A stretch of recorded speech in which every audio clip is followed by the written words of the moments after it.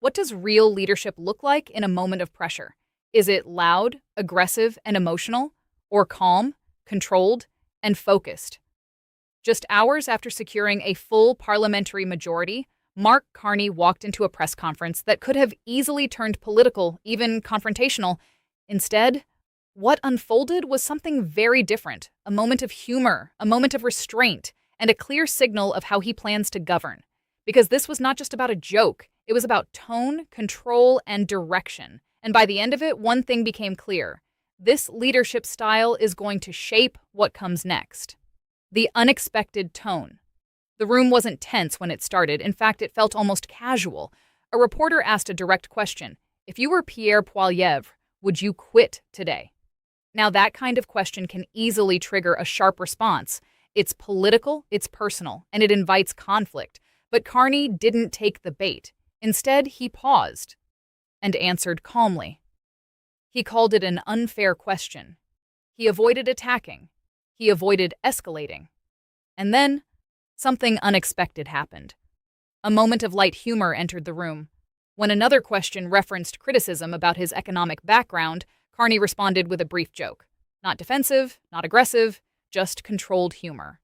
That moment lasted only seconds, but it revealed something deeper. Because in modern politics, how a leader reacts under pressure often matters more than what they say in prepared speeches. Why that moment matters at first glance, it may seem insignificant. Just a small exchange, a quick laugh.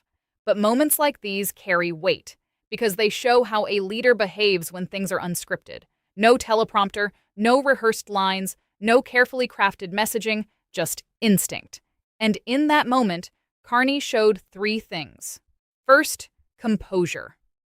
He didn't react emotionally, even when the question invited it. Second, discipline. He kept the focus away from political drama. And third, control. He allowed humor, but didn't let it derail the purpose of the press conference. That balance is rare, because many leaders either lean too far into confrontation or become overly cautious and distant. But here, the tone stayed measured. And then, almost immediately, the conversation shifted to something much more serious. From politics to reality. After that brief exchange, the tone changed. The focus moved away from personalities and toward real-world pressures. Carney began addressing what many people are actually concerned about: rising costs, economic uncertainty, and global instability. He didn't speak in abstract terms. He grounded everything in reality. He pointed to a world that is becoming more unpredictable, more divided, and more difficult to navigate. And importantly, he didn't pretend that Canada could control everything. Instead, he made a distinction. There are things a country cannot control, and there are things it absolutely can. That distinction became the foundation of everything that followed. The global context. Carney placed Canada within a larger global picture, a world influenced by conflicts, supply chain disruptions, and economic shocks. He referenced rising fuel prices, not as a distant issue, but as something directly affecting everyday people. Because when fuel prices rise globally, that impact doesn't stay on charts or reports. It shows up at the gas station. It shows up in grocery bills. It shows up in household budgets, and people feel it immediately. This is where the message became very clear. The world may be unstable, but the response at home doesn't have to be. The key decision. Then came the most important part of the press conference, not words, but action. Carney announced a temporary suspension of the federal fuel excise tax, a direct move, a measurable move, and most importantly, an immediate move. This wasn't a long-term promise. It wasn't something scheduled years into the future. It was relief designed for now, for people currently dealing with rising costs. And that decision reflects a specific governing philosophy. Act quickly, target the pressure points, and deliver results where people actually feel them. Because in times of uncertainty, speed matters. What this signals: this decision wasn't just about fuel prices. It was a signal about priorities, and more importantly, a signal about approach. Because when a new government takes power, especially with a strong mandate, the first actions it chooses to take are never random. They are deliberate, they are calculated, and they are designed to communicate something deeper than policy alone. In this case, Mark Carney made a very clear choice. He chose to begin with delivery. Not announcements for the distant future, not abstract promises, but immediate, tangible relief. That distinction matters more than it may seem at first, because leadership, especially in uncertain times, is often judged in two simple ways: what is promised and what is actually delivered. Many leaders focus heavily on the first. They outline long-term visions, set ambitious goals, and speak about what could happen months or even years down the line. But here, the focus was different. Here, the starting point was impact. Real, measurable impact that people can feel in their daily lives. Lower fuel costs, reduced financial pressure, and a sense that something is being done right now, not later. That approach sends a strong message. It tells people that their current struggles are being recognized, that rising costs are not being ignored, and that the government understands the urgency of the moment. Because for many households, economic pressure is not a theoretical issue. It's immediate. It affects daily decisions: what to spend, what to save, what to cut back on. And in that kind of environment, timing becomes everything. A solution that arrives too late often feels like no solution at all. That's why this move stands out. It reflects a governing philosophy that priorities responsiveness. Act quickly, address the pressure points, and deliver relief where it matters most. But beyond the policy itself, there's also a broader implication. By starting with action rather than ideology, the government is shaping expectations. It is signaling that decisions will be guided less by political positioning and more by practical outcomes, less about debate, more about results. And that shift, if maintained, could influence how future policies are introduced and evaluated. Because once a government establishes a pattern of delivering early, people begin to expect consistency. They expect follow-through. They expect that future challenges will be met with the same level of urgency. And that creates both opportunity and pressure. Opportunity to build trust, but also pressure to maintain performance. In the end, this moment is about more than fuel prices. It's about direction. It's about setting the tone. And it's about defining what kind of leadership people can expect moving forward. And right now, the message is clear. Start with impact, focus on results, and respond to the realities people are facing today. Handling opposition. Now, let's go back to something important: the way Mark Carney handled questions about his political opponent. Because moments like these often reveal more than prepared speeches ever can. He was asked about criticism, direct criticism, the kind of question that opens the door to confrontation. He was given a clear opportunity to respond, to push back, to defend himself, or even to go on the offensive. And in today's political environment, that kind of response is almost expected. Sharp replies generate headlines. Conflict drives attention. And strong reactions often dominate the news cycle. But that's not the path he chose. Instead, he paused, he stayed composed, and he shifted the tone entirely. Rather than attacking, he chose respect. Rather than escalating, he chose restraint. He acknowledged the role of other leaders, including Pierre Poilievre, without turning the moment into a personal exchange. And more importantly, he emphasized something that is often overlooked in political discourse: the importance of working together. Now, this may seem like a small detail, just a measured response in a press conference, but in reality, it reflects a much deeper and more deliberate choice. Because political conflict, while effective at capturing attention, comes with trade-offs. It can energize supporters, it can create clear divisions, but it can also increase instability. It can make cooperation more difficult, and it can shift the focus away from actual governance. At this moment, the priority appears to be different. The tone suggests a focus on stability rather than spectacle, on coordination rather than confrontation. And that distinction matters. Because governing, especially with a full majority, is not just about power. It's about how that power is used. Choosing restraint in a moment that invites conflict sends a signal. It suggests confidence. Confidence that leadership does not need to rely on constant opposition to define itself. It also suggests discipline.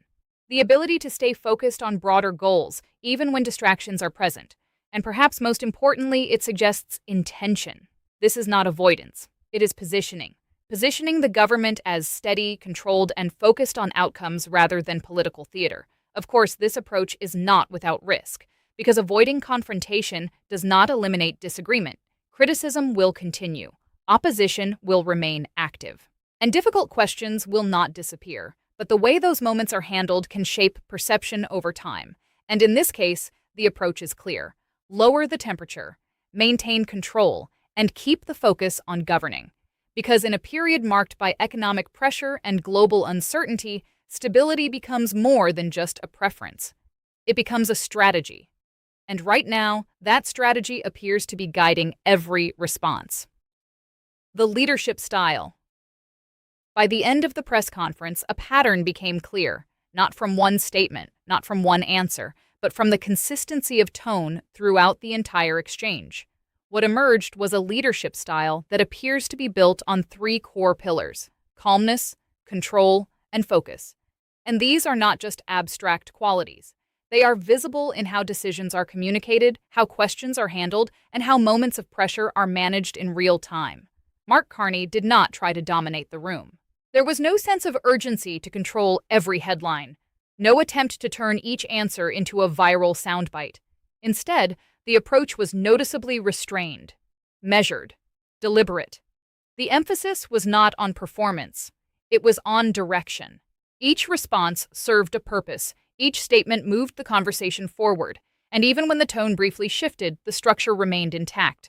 Take the moments of humor, for example. They were present but limited, carefully timed, and, importantly, controlled. The humor did not distract from the message, it did not derail the conversation, and it certainly did not escalate into something larger. Instead, it functioned as a subtle human element, a brief pause in an otherwise serious discussion, a moment that made the interaction feel more natural, more relatable. But immediately after, the focus returned to substance, back to policy, back to economic concerns, back to the issues that directly affect people. That kind of discipline is not easy to maintain because unscripted environments are unpredictable by nature. Questions can shift direction quickly, tone can change without warning, and a single response can alter the entire dynamic of the room. Yet, throughout this exchange, the balance was maintained. Calmness ensured that reactions remained steady. Control ensured that the conversation stayed on track, and focus ensured that the purpose of the press conference was never lost. This combination creates a very specific impression. It suggests a leadership style that priorities stability over spectacle, substance over noise, and long-term direction over short-term attention. In a media environment where loud moments often gain the most visibility, this kind of approach stands out precisely because it is different. It does not rely on intensity. It does not depend on confrontation. Instead, it builds through consistency, through repetition of tone, through clarity of purpose. And that consistency can be powerful because over time, it shapes expectations. It signals predictability. And in uncertain conditions, predictability can become a form of reassurance. Of course, this style may not generate immediate excitement. It may not dominate headlines in the same way more aggressive approaches do, but it serves a different function. It builds trust gradually, it reinforces control, and it keeps attention anchored to what actually matters. By the end of the press conference, that pattern was no longer subtle. It was clear. This is not a leadership style designed to overwhelm the moment. It is designed to manage it, and then move forward with purpose. From campaign to government. What we saw in this moment was more than a press conference. It was a transition from campaigning to governing. Because during a campaign, the focus is different. It's about winning, messaging, positioning. But after a majority is secured, everything changes. Now, there are no excuses, no gridlock, no delays. Every decision becomes a direct reflection of leadership, and Carney seems fully aware of that.